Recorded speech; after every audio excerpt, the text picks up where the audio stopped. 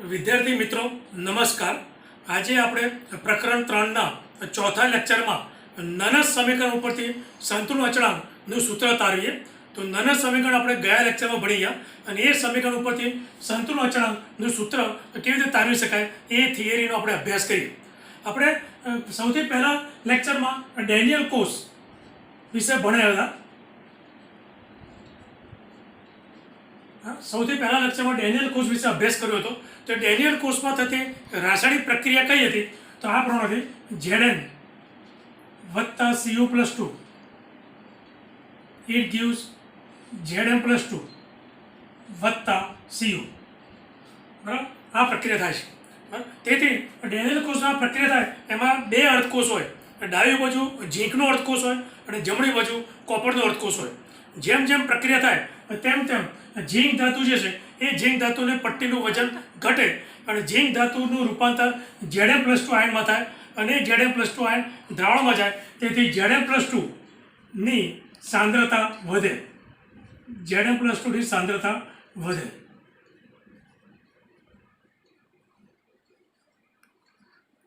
બરાબર? ડાબી બાજુનું જે ઝીંકનો અર્ધકોષ હોય એ અર્ધકોષમાં ઝીંકની ધાતુની પટ્ટીમાંથી ઝીંકના પરમાણુનું રૂપાંતર Zn+2 આયનમાં થાય અને તે Zn+2 આયન દ્રાવણમાં જાય।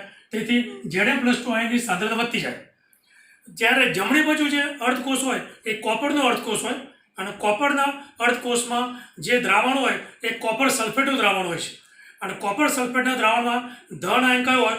Cu+2 આયન હોય અને એ Cu+2 આયનનું રિડક્શન થઈ અને કોપર ધાતુ બને અને એ કોપર ધાતુ કોપરની પટ્ટી પર જમા થાય। તેથી Cu+2 આયન જે છે એ Cu+2 આયનની સાંદ્રતા ઘટતી જાય,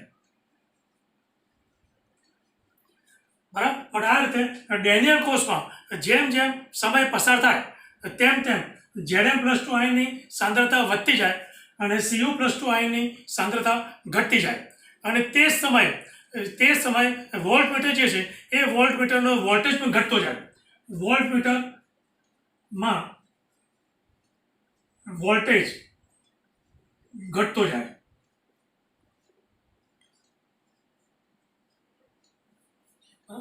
પરંતુ થોડાક સમય પછી ડેનિયલ કોષમાં Zn+2 અને Cu+2 ની સાંદ્રતામાં કોઈ ફેર પડતો નથી,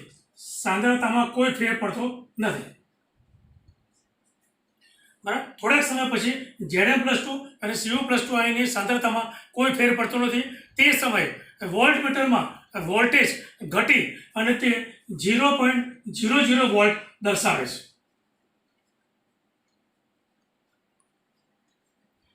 બરાબર? ખ્યાલ આવી ગયો? ડેનિયલ કોષમાં જેમ જેમ સમય પસાર થાય તેમ તેમ Zn+2 આયનની સાંદ્રતા વધતી જાય, Cu+2 આયનની સાંદ્રતા ઘટતી જાય અને તે સમયે વોલ્ટમીટરમાં વોલ્ટેજ ઘટતા જાય છે।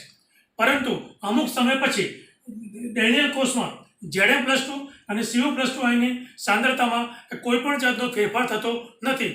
તે સમયે વોલ્ટમીટર 0.00 વોલ્ટ જેટલું વાંચન દર્શાવે છે, બરાબર?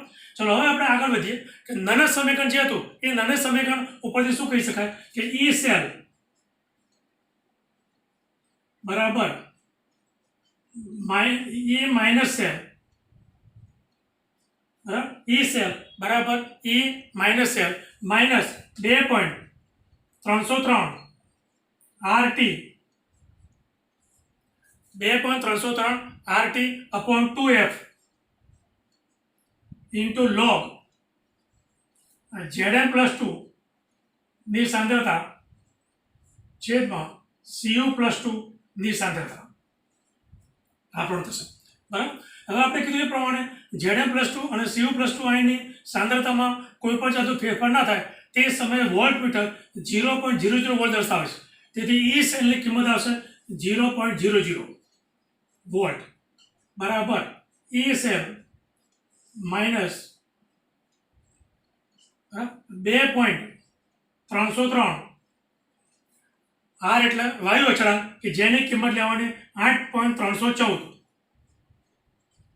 બરાબર? T એટલે કેલ્વિન તાપમાન કે જેની કિંમત આવે 298 કેલ્વિન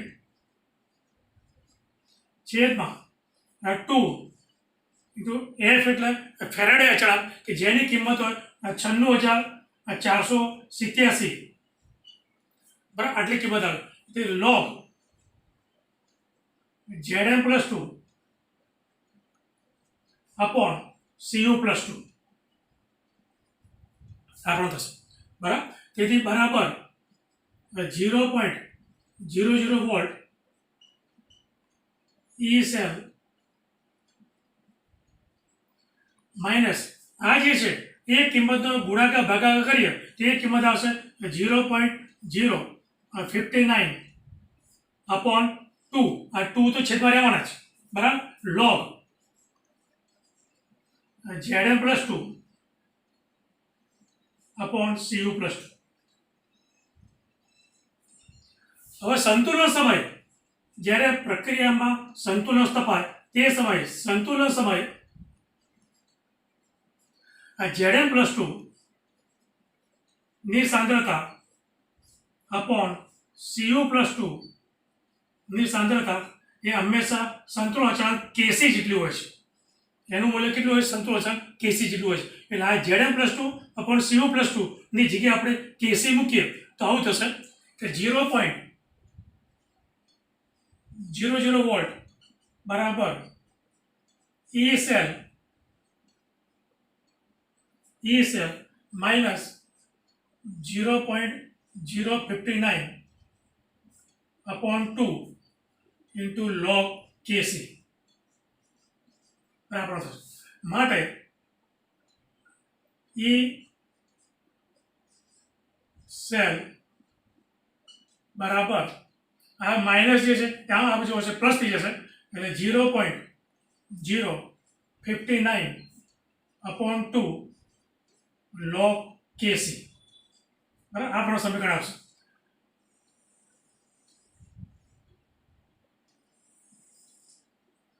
હવે આ જે સમીકરણ જે છે એ સમીકરણને બીજી રીતે પણ દર્શાવી શકાય કે જે આ પ્રમાણે થશે.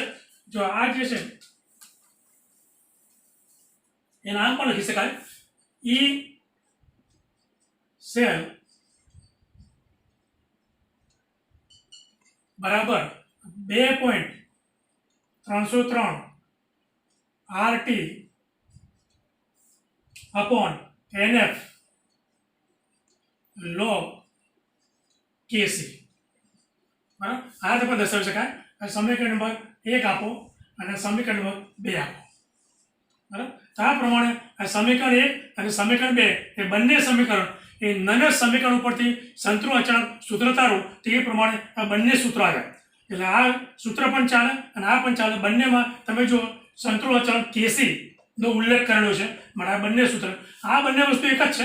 અહીંયા R T F ની કિંમત મૂકીએ તો આટલી કિંમત આવે 0.059 આવે, બરાબર. R ની કિંમત મૂકવામાં આવે, T ની કિંમત મૂકવામાં આવે અને F ની કિંમત, એ બધી કિંમત મૂકવામાં આવે અને આ જે કિંમત મૂકી એ કિંમત ઉપરથી આપણે આ મળે.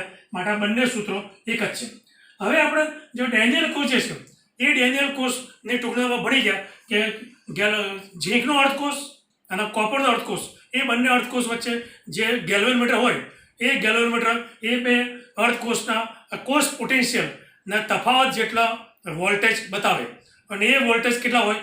1.10 વોલ્ટ, બરાબર. એ ડેનિયલ કોષ માટે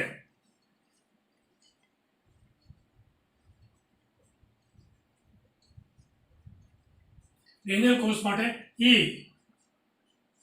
સેલ બરાબર 1.10 વોલ્ટ, બરાબર. ડેનિયલ કોષમાં ઝીંક અને કોપર એ બેના અર્ધકોષ વચ્ચે જે ગેલ્વેનોમીટર હોય છે એ ગેલ્વેનોમીટર 1.10 વોલ્ટ બતાવે છે. માટે E સેલ માઇનસની કિંમત 1.10 વોલ્ટ થશે. હવે આ કિંમત આ સૂત્રમાં મૂકવામાં આવે અને એ સૂત્રમાં કિંમત મૂકી અને Kc નું કિંમત શોધવી હોય તો કેવી રીતે શોધી શકાય એ હું તમને સમજાવું.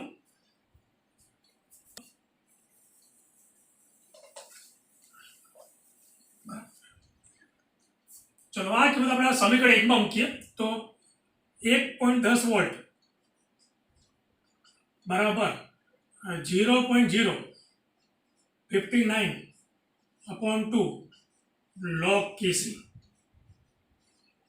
બરાબર. માટે 1.10 વોલ્ટ બરાબર 0.0295 log kc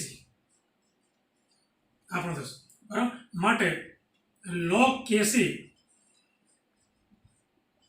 બરાબર 1.10 ભાગ્યા 0.0295 માટે log kc બરાબર આ 1.10 છેદમાં 0.0295 જે છે એનો ભાગાકાર કરવામાં આવે તો એ આવશે 37.288 બરાબર. હવે લોગ દૂર કરવા માટે બંને બાજુ એન્ટી લોગ લેતા, તેથી કેસી બરાબર એન્ટી લોગ ઓફ 37.288. ચલો હવે દશાંશ ચિહ્નની આગળ જે કિંમત હોય એ કિંમત હંમેશા 10 ની ઉપર ઘાત થઈ જાય, માટે 10 ની ઉપર ઘાત આવશે 10 ની ઉપર 37 ઘાત આ પ્રમાણે બરાબર. 37.288 નો એન્ટીલોગ જોવો હોય તો દશાંશ ચિહ્નની આગળ જે કોઈ ફિગર હોય એ ફિગર 10 ની 0.288 આ જે 0.288 છે એનો એન્ટીલોગ જોવાનો, એટલે લોગ ટેબલની અંદર 0.28 જોવાનો. તો 0.28 જોવામાં આવે તો એ કિંમત તમને મળશે 1941 બરાબર. અને દશાંશ ચિહ્ન 1 કાપવાનું એટલે 1.941 ગુણ્યા 10 ની 37 ઘાત એટલો કેસી આવશે. આ એનો જવાબ આવ્યો બરાબર. માટે આ પ્રમાણે ડેનિયલ કોષ માટે સંતુલન અચળાંક કેસીનું મૂલ્ય ગણો તો આ રીતે ગણી શકાય. તો ડેનિયલ કોષમાં આપણે ખબર ઈ સેલની કિંમત 1.10 વોલ્ટ હોય અને એ જે કિંમત છે એ કિંમત આપણે આ સમીકરણ જે છે સમીકરણ 1 એ સમીકરણ 1માં કિંમત મૂકી અને આપણે કેસીની કિંમત લાવ્યા 1.941 ગુણ્યા 10 ની 37 ઘાત. માટે આ પ્રમાણે નાના સમીકરણમાંથી સંતુલન અચળાંકનું મૂલ્ય આ રીતે શોધી શકાય. હમણાં આપણે જે થિયરી ભણ્યા એ થિયરી ઉપર આધારિત દાખલો જોઈએ. દાખલાની રકમ આ પ્રમાણે છે. એક્ઝામ્પલ 1, Cu વત્તા 2Ag plus 1 it gives Cu plus 2 વત્તા 2Ag. આ પ્રક્રિયા માટે સંતુલન અચળાંકનું મૂલ્ય ગણો. E સેલ માઇનસ બરાબર 0.46 વોલ્ટ આટલું મૂલ્ય આપણે આપેલું છે બરાબર. તો હમણાં આપણે જે થિયરી ભણ્યા એ થિયરી પ્રમાણે આ સૂત્ર થશે E સેલ બરાબર 0.059 અપોન અહીં કોપર પ્લસ 2 એટલે 2 હશે 2 log kc બરાબર. આ જે સમીકરણ છે એ સમીકરણમાં ભાગ લેતા ઇલેક્ટ્રોન સંખ્યા 2 છે, માટે અહીં નીચે n ની કિંમત 2 આવશે બરાબર. ચલો એ સેલની કિંમત આપી છે 0.46 વોલ્ટ બરાબર 0.0295 log kc માટે log kc બરાબર 0.46 છેદમાં 0.0295 થશે બરાબર. માટે આ જે છે આ બે કિંમતનો ભાગાકાર કરવામાં આવે તો એ કિંમત આવશે 15.59, એટલે કે એ કિંમત કહી શકાય 15.6 તો પણ ચાલે. હવે આપણે લોગ દૂર કરવા માટે કેસી બરાબર anti log of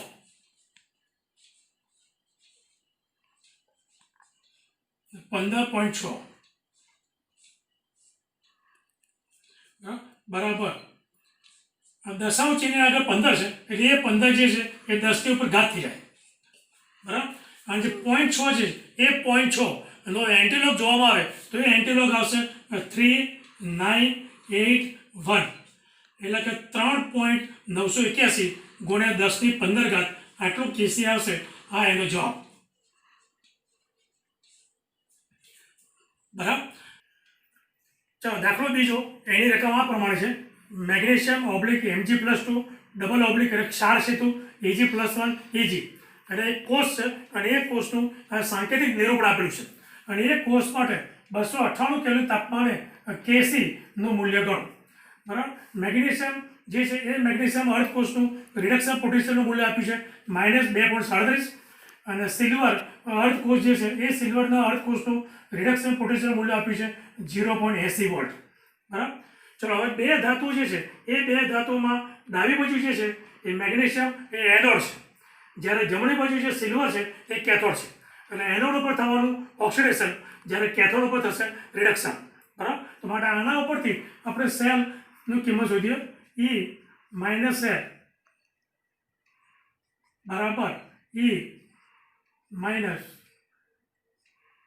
E minus બરાબર right side minus left side. બરાબર. જમણી બાજુ જે અર્ધકોષ છે એમાંથી ડાબી બાજુ અર્ધકોષના વોલ્ટેજ બાદ કરો એટલે આપણને કોષ પોટેન્શિયલ મળશે. બરાબર. ચલો એની કિંમત જમણી બાજુ કયો અર્ધકોષ છે? સિલ્વર. આ સિલ્વર અર્ધકોષનું રિડક્શન પોટેન્શિયલ મૂલ્ય કેટલું આપ્યું છે? 0.80. એટલે અહીંયા આવશે 0.80 માઇનસ ડાબી બાજુનો અર્ધકોષ મેગ્નેશિયમ, બરાબર, લેફ્ટ સાઈડ, અને એની કિંમત આપી છે -2.37. એટલે આવશે -2.37 બરાબર 0.80 વત્તા 2.37 બરાબર 3.17 વોલ્ટ થશે. આ બેનો સરવાળો થશે 3.17 વોલ્ટ. ચલો હવે આપણે સંતુલન અચળાંક કેસીનું મૂલ્ય ગણવાનું છે. બરાબર. તેથી આપણે સૂત્ર વાપરીએ કે E સેલ બરાબર 0.059/2 ઇન્ટુ log KC. બરાબર.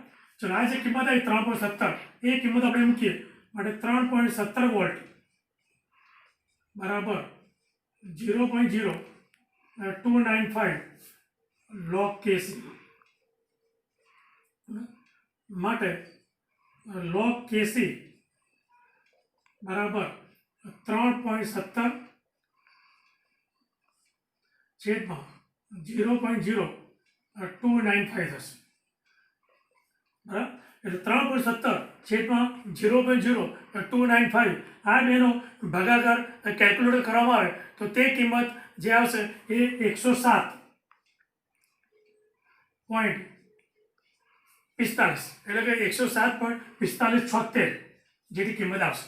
હવે માટે KC બરાબર એન્ટીલોગ ઓફ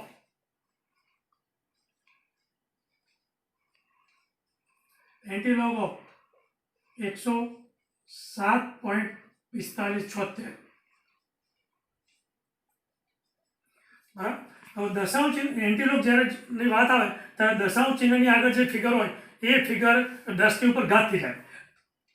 માટે આ હશે 10ની ઉપર 107 બરાબર. હવે દશાંશ ચિહ્ન પછી જે ફિગર છે 0.4576 એ 0.4576 જે છે એનો એન્ટીલોગ જોવામાં આવે તો એ એન્ટીલોગ આવશે 2868 માટે 2.868 ગુણ્યા 10ની 107 આટલો જવાબ આવશે.